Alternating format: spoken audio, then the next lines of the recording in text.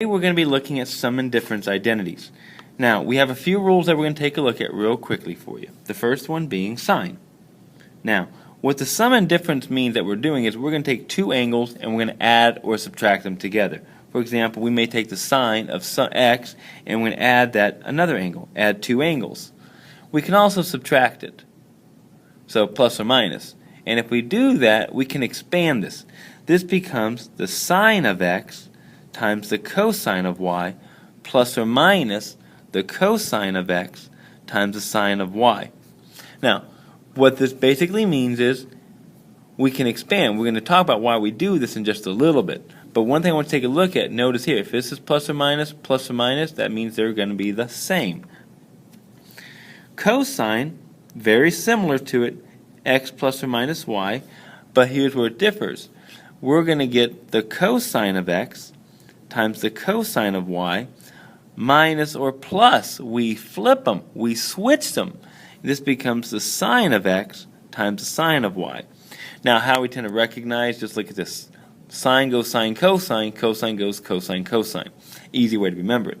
Now, tangent is the hardest one to work with, but the easiest one to recognize. Tangent of x plus or minus y, if I'm adding two angles, becomes tangent of x plus or minus the tangent of y, so we're doing the same, and down below we get 1 minus or plus the tangent of x, the tangent of y, times it. So we actually, this stays the same, this flips. Now, you want to put these in your note card, and you want to have them memorized, okay, at least by Monday, okay, you want to have them memorized. All right, so question number one, why do we use this? Well, we can simplify it. If you recognize right away, I have sine cosine minus cosine sine. Well, which one of my three identities does that match up with? Very good. Our first one, sine x cosine y. So I could write this as sine of x plus or minus y. Well, where's my x? There's my x. There's my y. So I could write this as the sine of 140. Now be careful. And I got this 50 here. The question is, what do I do? Am I going to add or subtract it? Well, go up here. Plus minus, plus minus. I do the same. So if it's minus here, minus here. And this becomes a sine of 90.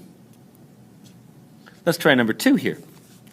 Now, number 2 is cosine cosine. We should see that right away. Once you see cosine cosine, I see it. Here's cosine cosine. It's going to be my cosine rule. So this becomes the cosine of x. Well, what's going to be our x in this case? Pi over 7 plus or minus y, which is our pi over 5. Now the question is, what do I do? Well, if it's plus minus here, it becomes minus plus. So here we do the opposite. So if it's minus, we add it. Now, please don't leave it like this. We want to simplify this fraction. Using a common denominator, 35, just multiply. Cross multiply to get the top, 5 pi plus 7 pi. And we get the cosine of 12 pi over 35. For number 3, ready? For number 3, that's easy to recognize, tangent. So I'm going to use my tangent one. So it goes to tangent. My x, pretty easy, 325. My y, 81. And what do I use? That's plus minus on top, plus minus on top, so we're going to use the same.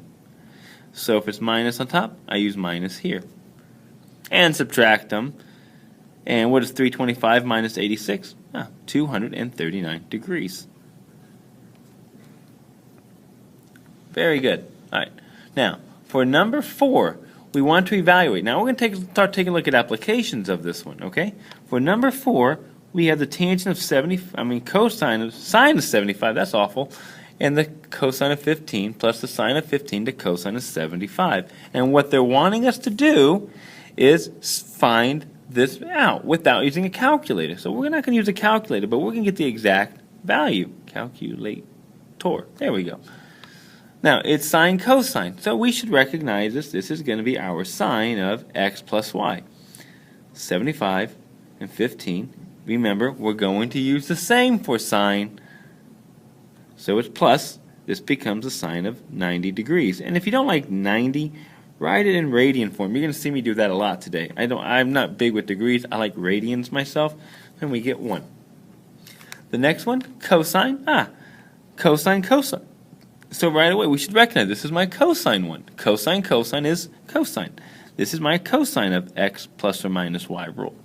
So this becomes the cosine of 105 and 60. Let's take a look at what we're going to do here. With cosine, if we look up here, plus minus, minus plus, I have to do the opposite. So if it's plus, I subtract. This becomes the cosine of 45 degrees. I'm not good with degrees, so I change that to radians. Pi over 4, and I get root 2 over 2. You can verify that. Now, tangent is probably the easiest to recognize, one of the hardest to work with. So when we look at our tangent problem here, we're going to get the tangent of 100. Here's 50. And for tangent, just like sine, we do the same. So plus minus, just look at the top one. We do the same. So this becomes plus. And I get the tangent of 150. Well, where is 150? 150, it's our 30-degree angle in quadrant 2. So my reference angle is pi over 3. That's my reference angle. But in quadrant 2, that's 2 pi over 3. So this is really saying the tangent of 2 pi over 3. And if you have a hard time with this one, tangent's kind of tricky, so remember we have a trick for it. It's sine over cosine. Well, the sine of 2 pi over 3, is 1/2, and the cosine of pi over 3, the sine is square root of 3 over 2, and the cosine is negative 1/2. 2's cancel, and we get negative root 3.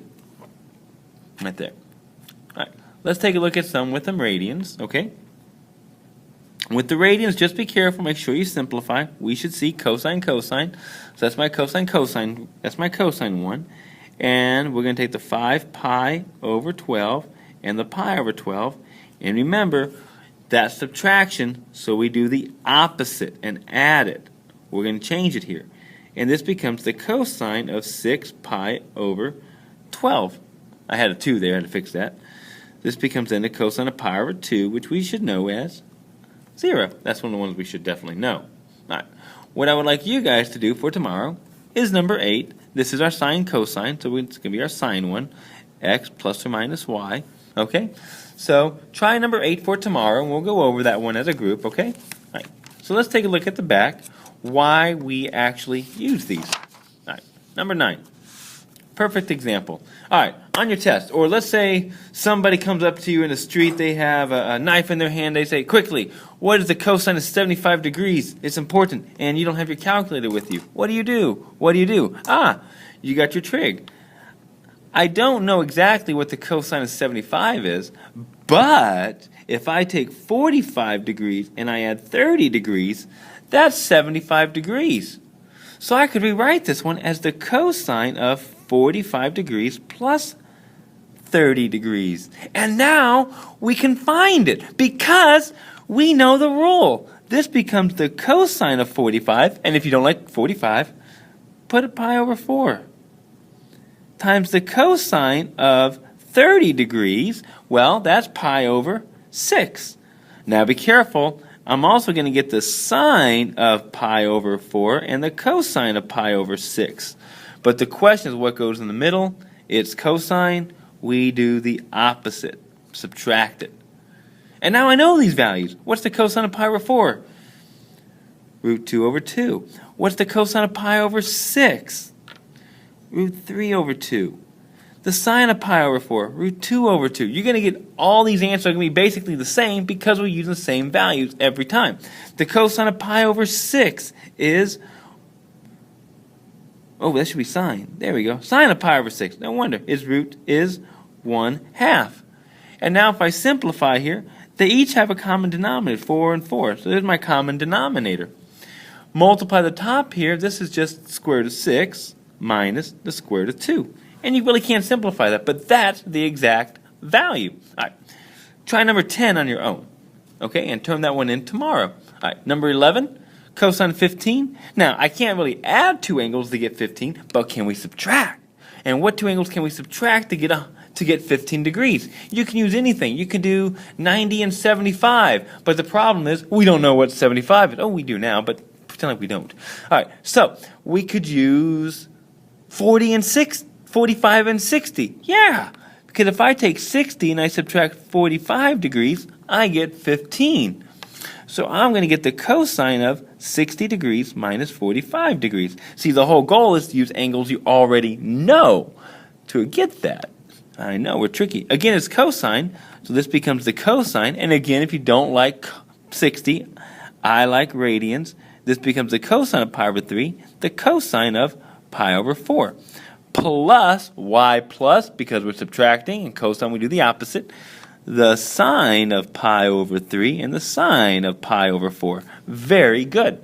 All right, what's the cosine of pi over 3? It is 1/2 times root 2 over 2, plus this is root 3 over 2 times 1/2.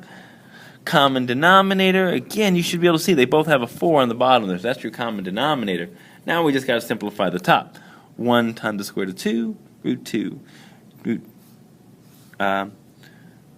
square root of, oh wait, the sine of pi, the sine of pi over 3, where did I mess up? And I get the square root of, oh, that's why, that should be root 2 over 2, there we go, and that becomes the square root of 6, sorry about that, the sine of pi over 4 is not 1/2, it's the square root of 2 over 2, which makes that square root of 6, sorry about that. I'm sure most of you guys have already fixed that and are planning to tell me about that tomorrow. Good for you. All right, now, go to part 2. We're going to take a look at the rest of these. They shouldn't take us very long, okay? Thank you.